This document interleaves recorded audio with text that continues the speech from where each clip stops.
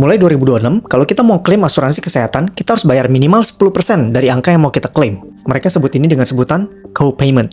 Menurut OJK, kebijakan ini diambil karena ada peningkatan di biaya kesehatan dan peningkatan signifikan di klaim asuransi kesehatan. OJK bilang, jika ini terus berlangsung, mereka khawatir dengan keberlangsungan bisnis asuransi yang ada di Indonesia. Jadi pengambilan langkah ini sifatnya untuk menghindari overclaim. Misalnya lu cuma sakit sedikit tapi lu minta dokter rawat inap supaya lu bisa klaim asuransi dan nggak bayar biaya rawat jalan. Besaran co-payment yang harus kita bayarkan minimal 10%, tapi dengan nilai maksimal 300.000 untuk rawat jalan dan 3 juta untuk rawat inap. Contoh perhitungan seperti ini. Misalnya lu ada kecelakaan motor dan lu harus operasi lutut biayanya 9 juta. Lu akan bayar 900.000, 10% untuk co-payment.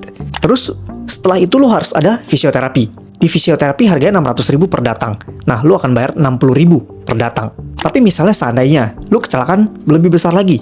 Lu butuh biaya operasi 40 juta. 10% dari 40 juta kan 4 juta. Tapi yang akan lu bayarkan adalah 3 juta sebagai co-payment. Karena itu nilai maksimumnya.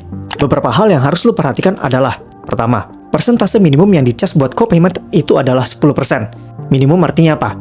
Bisa lebih dari itu. Jadi lu harus tanya agen asuransi lu, pastiin di polis lu itu nanti co-payment-nya berapa persen. Kedua, co-payment di polis itu sifatnya adalah fix. Jadi misalnya lu kena 10% di polis, perjanjian seperti itu nggak akan berubah selama lu nggak memperbaharui polis. Ketiga, skema ini hanya berlaku untuk asuransi yang di luar JKN. Jadi kalau BPJS nggak kena. Next, karena OJK bilang mereka takut keberlangsungan bisnis asuransi di Indonesia bisa terganggu, akhirnya gue cari tahu lebih lagi. Ini artikel dari Reuters.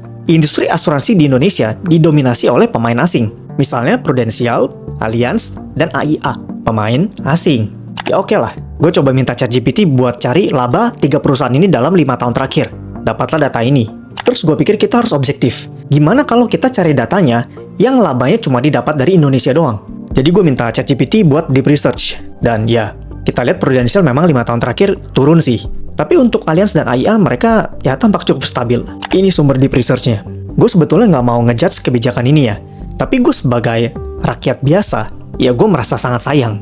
Menurut gue pribadi kebijakan seperti ini menekan kelas menengah dan menengah ke bawah. Bayar asuransi kan udah berat. Terus waktu mau klaim asuransinya karena sakit, masih harus dicas lagi. Padahal kelas menengah di Indonesia lagi sekarat loh.